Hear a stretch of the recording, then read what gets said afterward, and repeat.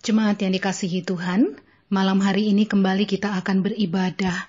Saya sangat berharap agar sukacita dan semangat untuk ibadah di antara kita itu selalu membara. Memang ada banyak sekali hal yang menjadi fokus pemikiran kita saat ini. Tetapi ibadah itu penting karena itu juga menguatkan, memotivasi kita, memberikan kita sukacita untuk menjalani kehidupan seberat apapun jalan yang sedang Bapak, Ibu, Saudara, dan saya jalani saat ini. Mari kita berdoa memohon tuntunan kuasa Roh Kudus bagi pemberitaan firman Tuhan. Kita berdoa, Bapa di sorga, kuasailah kami dengan Roh-Mu yang kudus. Berikan kami sukacita untuk mendengar dan merenungkan firman Tuhan ini dan membuat kami semakin bertumbuh dalam iman percaya kami. Kuasailah kami ya Tuhan dengan kemuliaan-Mu, sehingga konsentrasi pada firman Tuhan boleh membuat kami semakin mengenal Tuhan lebih dalam dan mencintai Tuhan. Dalam nama Yesus Kristus, berfirmanlah ya Tuhan, karena kami semua telah sedia mendengarkan firman-Mu. Amin. Ibu Bapak dan Saudara, adik-adik yang Tuhan Yesus kasihi, mari kita mengikuti pembacaan Alkitab dari 1 Korintus pasal 7, 1 Korintus pasal 13, 1 Korintus pasal 13 ayat 8 hingga ayat yang ke-13. 1 Korintus 13 ayat 8 hingga ayat yang ke-13, demikian firman Tuhan. Kasih tidak berkesudahan. Nubuat akan berakhir, bahasa roh akan berhenti, pengetahuan akan lenyap, sebab pengetahuan kita tidak lengkap dan nubuat kita tidak sempurna. Tetapi jika yang sempurna tiba, maka yang tidak sempurna itu akan lenyap. Ketika aku kanak-kanak, aku berkata-kata seperti kanak-kanak. Aku merasa seperti kanak-kanak. Aku berpikir seperti kanak-kanak. Sekarang sesudah aku menjadi dewasa, aku meninggalkan sifat kanak-kanak itu. Karena sekarang kita melihat dalam cermin suatu gambaran yang samar-samar. Tetapi nanti kita akan melihat muka dengan muka. Sekarang aku hanya mengenal dengan tidak sempurna. Tetapi nanti aku akan mengenal dengan sempurna, seperti aku sendiri dikenal. Demikianlah tinggal ketiga hal ini, yaitu iman, pengharapan, dan kasih. Dan yang paling besar di antaranya ialah kasih. Demikian pembacaan Alkitab. Berbahagialah setiap orang yang mendengar firman Tuhan dan yang melakukannya. Haleluya. Haleluya. Haleluya, haleluya.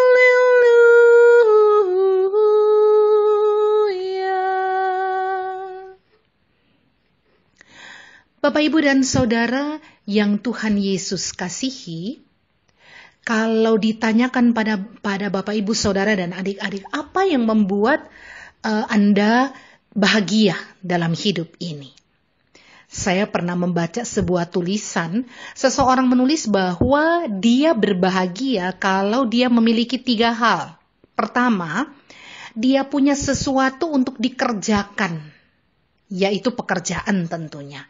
Pekerjaan itu dia inginkan supaya melalui bekerja dia menjadi berarti bagi orang lain dan dia menolong orang lain. Di samping itu dia juga mendapat upah atau berkat dari apa yang dia kerjakan.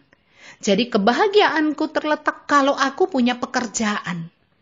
Yang kedua, aku bahagia kalau aku tahu aku disayang atau dikasihi seseorang atau orang-orang. Ya, misalnya dikasihi oleh suami kita, dikasihi oleh istri kita, anak atau teman-teman atau orang lain, tuh senang banget kalau tahu bahwa saya ini disayang. Ya, jadi ini yang kedua. Saya bahagia kalau tahu bahwa saya disayang oleh orang-orang dekat saya, tetapi juga oleh orang-orang lain. Yang ketiga, Kenapa saya berbahagia atau bagaimana supaya saya bahagia? Kalau saya punya sesuatu yang dinanti-nantikan, misalnya liburan, kunjungan dari orang yang sangat dikasihi, kesehatan yang membaik, mimpi-mimpi, harapan-harapan yang menjadi kenyataan. Itu senangnya minta ampun. Ya, jadi saya bahagia kalau saya punya sesuatu yang terus saya nantikan. Jadi tiap bangun pagi saya duduk, Tuhan, hari inikah datangnya? Hari inikah dapatnya? Hari inikah berangkatnya? Nah, itu sukacitanya luar biasa. Kita sudah atur mau pergi liburan. Kapan? Nanti bulan Juni. Udah menghitung bulan, makin dekat hari kita makin excited. Nah, ketika kita menanti-nantikan sesuatu dengan penuh semangat, di situ kita bahagia. Pingin cepat sembuh, di situ kita bahagia. Jadi kata orang ini dalam tulisan tersebut, 3 hal yang bisa membuat orang menjadi bahagia adalah kalau dia punya pekerjaan, kalau dia tahu bahwa ia dikasihi orang, dan kalau dia punya sesuatu yang dia nanti-nantikan. Pertanyaannya Bapak Ibu Saudara, bagaimana kalau semua itu tidak kita miliki? Kita tidak punya pekerjaan. Karena kita tidak bekerja, maka keluarga kita ngomel terus. Dan saya tidak merasa dicintai dengan hal itu, karena hal itu. Saya ingin sekali disayang orang-orang, tapi orang-orang kok membenci saya. Ya, saya tidak dikasihi. Atau yang ketiga, saya tidak punya sesuatu yang mau ditunggu, liburan. Uang untuk makan aja susah, ngomong tentang liburan. Kemudian kesehatan. Aduh, kayaknya penyakit ini saya udah capek, obat ini, obat itu, ke dokter sana, dokter sini, masuk keluar rumah sakit, enggak sembuh-sembuh. Itukah yang memberikan saya kebahagiaan? Sesuatu yang saya nanti-nantikan, menunggu orang yang saya kasihi untuk datang. Siapa? Semua ada kok di sekitar saya, dan mereka seakan-akan membenci saya. Jadi, kalau tidak punya pekerjaan, kalau merasa tidak dikasihi orang, kalau tidak ada yang kita tunggu atau kita nantikan, apakah kebahagiaan itu berakhir? Atau apakah kita tidak bahagia? Saya mengajak Bapak, Ibu, dan Saudara melihat perikop malam hari ini. Lanjutan dari pembacaan tentang kasih. Ya, judulnya kasih di dalam 1 Korintus 13. Dalam perikop ini, Paulus memulai dengan sebuah kalimat bahwa kasih itu tidak berkesudahan, nubuat akan berakhir, bahasa roh akan berhenti, pengetahuan akan lenyap.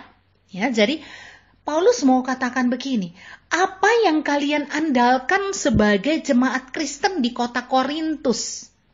Ya, saat itu. Kenapa Paulus berbicara seperti itu?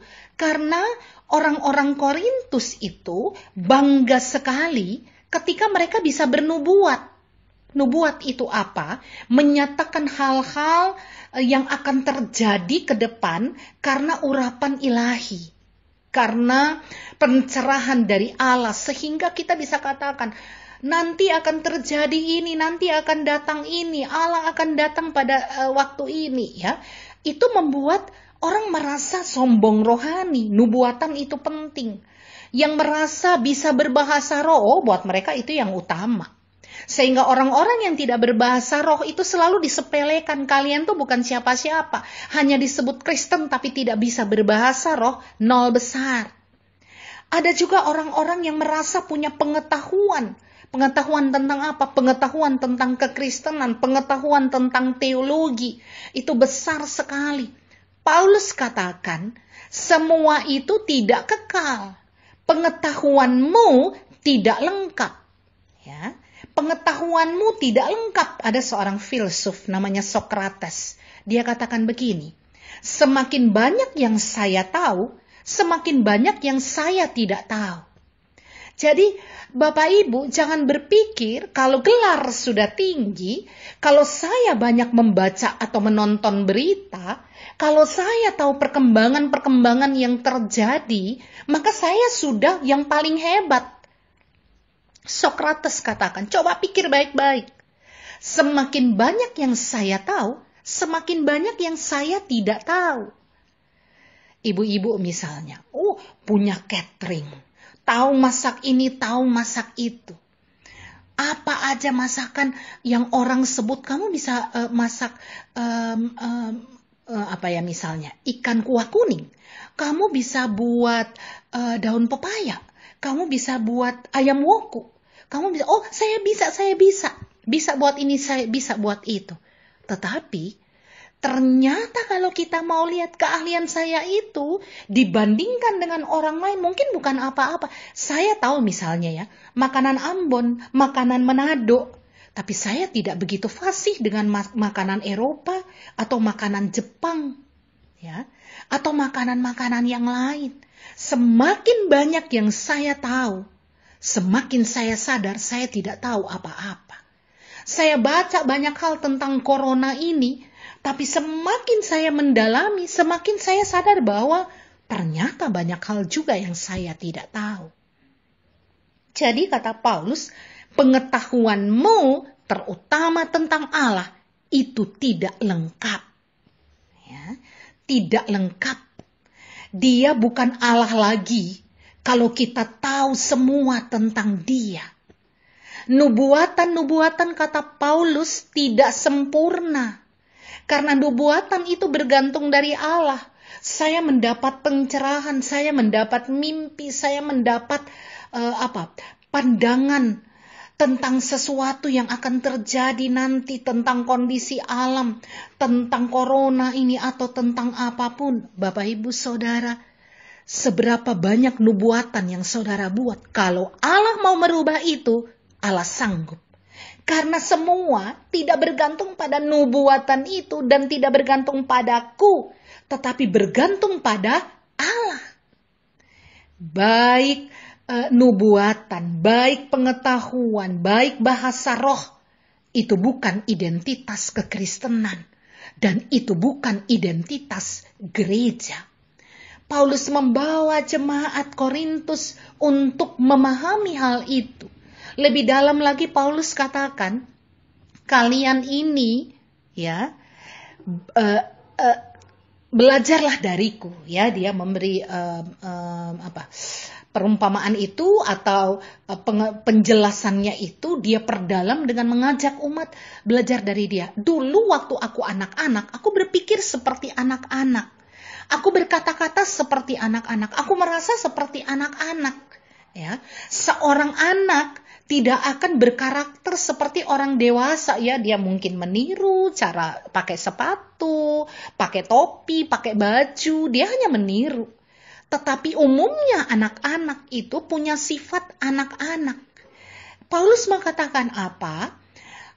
Ketika kita berpikir seperti anak-anak, bersikap seperti anak-anak, seringkali pikiran kita begini, kalau papa mama sayang saya, maka saya minta mainan apapun, kue apapun, ya, mau buat apapun, mereka akan mengizinkan.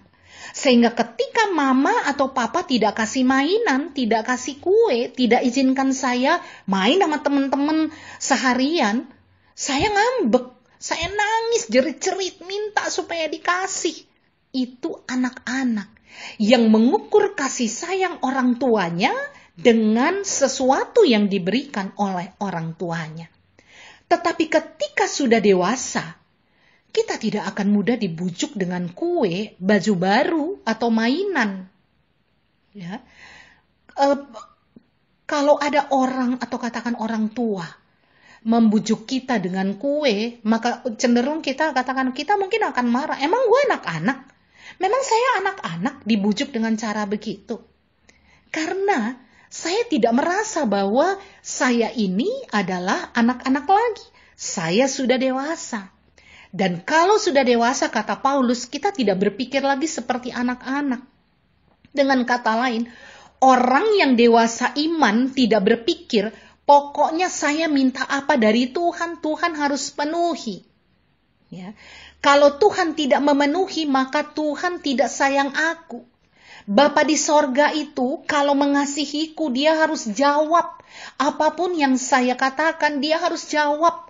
Apapun yang saya minta dia jawab, dia berikan. Kalaupun tidak dia berikan, dia bilang dong tidak. Kalau tidak kasih, maka kita seringkali nih kalau anak-anak begini, saya nggak mau gereja lagi. Saya nggak mau baca Alkitab lagi. Saya nggak mau ibadah lagi. Saya nggak mau dengar firman lagi. Itu iman anak-anak. Iman yang dewasa melihat Allah dengan kedewasaan. Bukan persoalan kue, bukan persoalan baju, bukan persoalan mainan, tetapi persoalan kehadiran orang tua itu. Ya, kehadiran mereka yang penting ketika kita sudah dewasa. Coba lihat orang-orang yang sudah dewasa di antara kita. Rindu sama papa mama yang tinggal jauh, atau yang orang tuanya sudah meninggal, kangen sama mereka. Ya. Jadi bukan masalah punya uang banyak, bukan masalah punya aset banyak. Ini persoalan kehadiran. Orang yang punya iman dewasa, maka buat mereka kehadiran Allah itu yang utama. Kehadiran Tuhan dalam kehidupan kita itu yang utama. Kalaupun aku harus menghadapi yang berat, aku tidak cemas, tidak takut berkelebihan karena aku tahu Dia hadir. Itu iman yang dewasa. Iman yang anak-anak, kekanak-kanakan, selalu mengukur kasih Allah dengan apa yang ada di tangannya, apa yang ada dalam hidupnya. Ketika dia menderita, maka dia mengatakan bahwa Allah tidak mengasihinya, atau melihat penderitaan orang lain, kita segera akan mengatakan, apa dosa yang dia buat sampai dia seperti itu? Karena kalau dia dekat dengan Tuhan, maka Allah akan berikan apapun dalam hidup dia. Ini adalah iman yang anak-anak, kekanak-kanakan. Dan Bapak Ibu Saudara kekasih Tuhan, kata Paulus, apa yang saat ini kalian pikir sebagai hal yang hebat dan merasa karenanya maka saya menjadi orang Kristen yang eksklusif, maka sayang sekali. Karena bukan seperti itu sebuah kekristenan yang baik. Ketika kita mengatakan, saya punya ilmu teologi yang sangat dalam. Saya punya pengalaman-pengalaman iman yang luar biasa. Saya bisa berbahasa roh. Saya pernah bernubuat. Saya ini dekat dengan Tuhan. Maka saya ini adalah orang Kristen eksklusif. Maka kata Paulus, sayang sekali.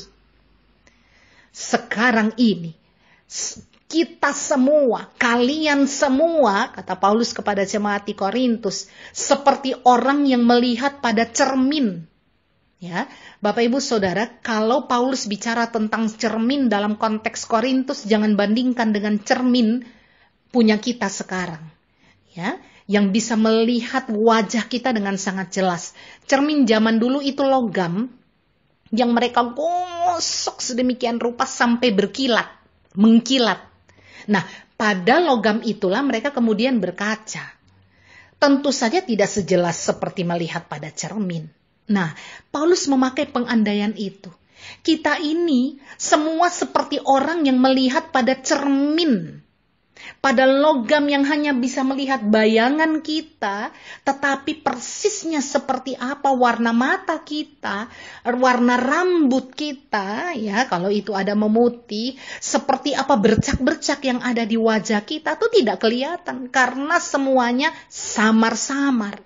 Kekristenan kita saat ini adalah kekristenan samar-samar, bukan imannya yang samar-samar, tetapi memandang Allah itu tidak full, tidak jernih. Kita seperti orang yang meraba-raba. Karena kita tidak melihat muka dengan dia, masih teka-teki. Kita tidak tahu, ya, bahkan dengan kehidupan kita sendiri. Kita tidak mengerti seperti apa perjalanan kehidupan Indonesia ini, corona ini. Gereja-gereja kita melihatnya samar-samar. Bahwa bulan Juli kita akan diizinkan untuk mulai ibadah. Bayangan kita samar-samar tentang itu. Mungkinkah? Iyakah? Kalau iya, harus jaga jarak untuk GPIB Jemaat Jurangmangu, gereja yang sekecil itu. Kita mengisi saja sudah penuh Belum berdatangan tamu-tamu. Kalau kita duduk satu-satu aja sudah penuh. Bagaimana kita mau duduk katakanlah berjarak satu-satu kursi. Berapa orang yang muat dalam gereja? Samar-samar. Itu yang ada dalam bayangan kita. Prediksi kita. Tetapi itu yang kita hadapi sehari. Tetapi ketika berbicara tentang Allah, yang namanya samar-samar itu, teka-teki itu jelas sekali. Kita meraba-raba. Kapan baru kita bisa jelas tentang siapa Tuhan itu? Ketika kita berjumpa dengan Dia. Baru semuanya sempurna, disempurnakan oleh Allah. Jadi jangan mengukur kualitas iman kita melalui kedekatan melalui aktivitas-aktivitas kekristenan yang kita lakukan semata. Kedekatan yang kita bangun dengan Tuhan harusnya membuat kita semakin rendah hati. Tuhan, ternyata semakin saya punya banyak pengalaman denganmu, semakin saya mencoba ini dan itu, semakin saya mendalami firman Tuhan, semakin saya membaca firman Tuhan, saya merasa saya makin kecil. Saya bukan siapa-siapa. Semakin saya berusaha mengenal Engkau, semakin saya tidak tahu apa-apa. Bapak, Ibu, Saudara yang Tuhan Yesus kasihi, itu penting. Sehingga pada saatnya kita akan mengatakan, Tuhan, saya ini memang bukan orang yang sempurna. Tetapi kesempurnaan itu hanya ada padamu. Semakin aku mengenal Engkau, semakin aku sadar aku bukan siapa-siapa. Engkau yang besar. Engkau yang menguasai segala sesuatunya. Jadi Bapak, Ibu, Saudara, saya kembali. Apa yang membuat kita bahagia? Pekerjaan? Orang yang kita kasihi? Itukah yang membuat kita bahagia? Sesuatu yang kita nanti-nantikan? Semua itu bisa berlalu. Semua itu bisa tidak ada dalam hidup kita. Tetapi kalau ditanya, apa yang membuatmu bahagia? Kebahagiaanku adalah ketika aku tahu Allah bersama denganku. Tuhan dekat denganku. Kata Paulus. Pada akhirnya tinggal 3 hal. Iman, pengharapan, dan kasih. Dan yang terbesar adalah kasih. Kenapa Paulus seperti membuat tingkat-tingkatan, iman, pengharapan, dan kasih? Paulus mau mengatakan, ketika berbicara tentang iman, kau berbicara tentang relasimu dan Allah.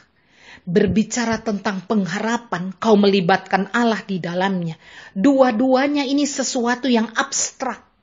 Sesuatu yang bisa kita rasakan, kita alami, kita bangun dalam spiritualitas kita, tetapi tidak bisa kita lihat dengan nyata. Mengapa Paulus katakan kasih yang terbesar? Karena kasih itu tidak abstrak, tapi kasih itu adalah sesuatu yang konkret. Kalau kita baca di ayat-ayat sebelumnya, Paulus tidak berbicara tentang sesuatu yang abstrak, tetapi sesuatu yang kita praktekkan. Karena kasih yang Allah berikan bagi kita itu juga tidak abstrak. Dia datang ke dalam dunia ini menjadi manusia, menderita mati dalam kemanusiaannya, dan dia bangkit dalam kealahannya, naik ke surga. Itu adalah kasih yang nyata, yang bisa kita lihat, sesuatu yang konkret. Bapak, Ibu, Saudara, anak-anak yang Tuhan Yesus kasihi, ketika Paulus berbicara yang terbesar ialah kasih, dia mau katakan apa? Engkau ingin bahagia dalam hidupmu? Engkau ingin mengatakan bahwa engkau orang yang beriman pada Allah? Engkau percaya dan engkau setia serta mengasihi Allah? Maka tunjukkan praktek kasihmu itu. Ketika engkau mengasihi sesama, maka engkau sudah mewujudkan itu pada Allah. Menolong orang-orang yang membutuhkan. Merangkul orang-orang yang susah. Apa yang Bapak, Ibu, Saudara, dan saya sudah lakukan. untuk orang lain. Mari kita pikirkan bersama. Oh, gereja sudah buat itu. Cukupkah gereja? Oh, diakonia sudah lakukan itu. Cukupkah diakonia? Sebagai pribadi, apa yang sudah kita buat. Tapi saya sendiri susah. Ketika engkau susah, Allah tidak pernah mengatakan bahwa berikan dari apa yang susah, berikan dari apa yang tidak ada. Tapi Allah katakan berikan dari apa yang ada padamu. Apa yang ada, itu yang kita bagikan. Bukan sesuatu yang tidak ada. Saya tidak punya uang, ya jangan berikan uang. Saya nggak punya nasi, ya mungkin bukan nasi. Bagi lauk sedikit atau apa. Mari kita pikirkan Bapak, Ibu, dan Saudara. Karena kasih itu yang konkret. Iman dan pengharapan sesuatu yang abstrak. Karena itu terkait dengan kita, hubungan kita dan Allah. Dan kita melibatkan Allah dalam pengharapan-pengharapan membangun hidup yang lebih baik ke depan. Tapi kasih, dia sangat konkret. Mari kita praktekkan itu Bapak, Ibu, Saudara. Berkali-kali kita dengar Bapak Presiden kita bicara. Berkali-kali kita dengar gereja-gereja berbicara. Berkali-kali saya pribadi katakan. Lewat mimbar-mimbar pemberitaan firman Tuhan bahkan saat ini. Berikan apa yang sanggup kita berikan bagi sesama. Lakukan apa yang sanggup kita lakukan bagi sesama. Kita terlalu banyak terima kasih Tuhan. Menerima kasih dari Tuhan. Mari kita tunjukkan itu pada sesama. Doa-doa kita. Perhatian kita yang tulus. Dan pendampingan pada orang-orang yang membutuhkan. Buka mata hati. Jangan hanya melihat dengan mata fisik. Supaya hidup kita berarti bagi orang lain. Terpujilah Kristus. Amin. Bapak, Ibu, dan Saudara kekasih Tuhan, kita akan masuk bersama dalam pujian Hidupku Disentuh Oleh Kasih Tuhan. Sementara lagu ini kita pujikan, mari kita berikan persembahan syukur kita kepada Tuhan sebagai wujud rasa terima kasih kita untuk Tuhan yang sudah begitu baik. Terima kasih Bapak, Ibu, Saudara, karena saya mendengar dari beberapa presbiter maupun jemaat yang punya kotak persembahan di rumah-rumahnya. Mereka bercerita bahwa dengan penuh sukacita Bapak, Ibu, dan Saudara sudah mengantar persembahan ke rumah-rumah yang ada kotak. Terima kasih. Tuhan melihat apa yang Bapak, Ibu, Saudara lakukan. Mari kita pujikan bersama Hidupku Disentuh Oleh Kasih Tuhan.